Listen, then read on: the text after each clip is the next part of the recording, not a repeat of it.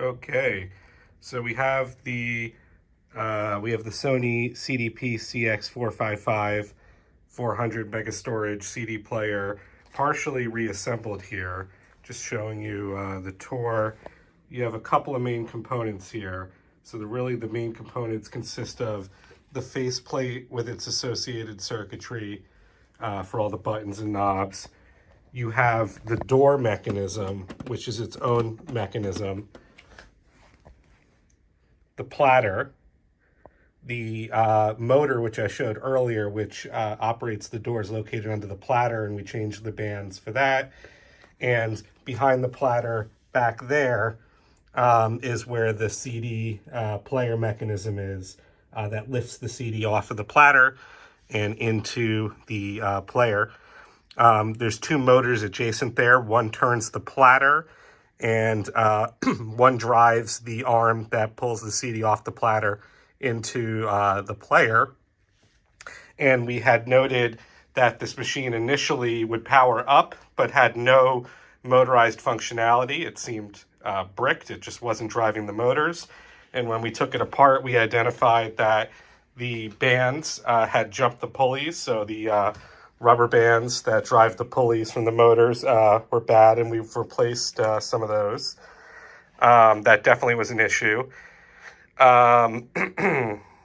The way the mechanism actuates on the door here, if the pulley jumps or breaks, if the rubber band breaks, it could actually lock the platter and prevent it from turning.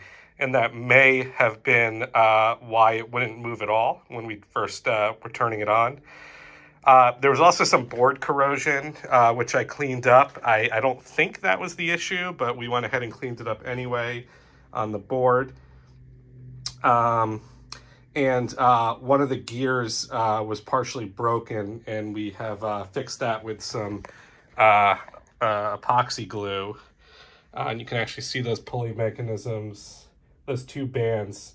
The small pulleys in the middle are the motors, which drive the larger wheels through the rubber bands. The one on the left is for the CD loading actuator, and the one kind of to the right underneath there is for the spinning of the platter, which wasn't working before, and both of those pulleys were bad back there. So now if we go ahead and power on the unit powers on.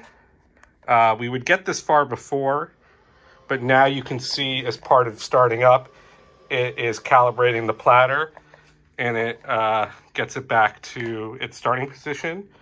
And if we hit the open eject button, it opens nicely, and we are on disc 1.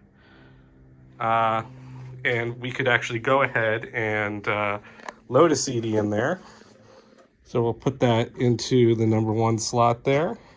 So we are loaded up, label facing to the right, as we see indicated up there. And we're going to go ahead and close.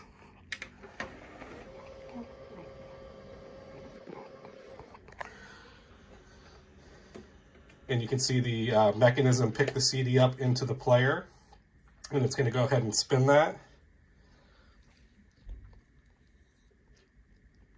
And this machine's been previously programmed with the owner who programmed in all the CD names. So it thinks this is 50 cent. This is not, in fact, 50 cent. And if we go ahead now and we hit play, we will see that disc will start to spin.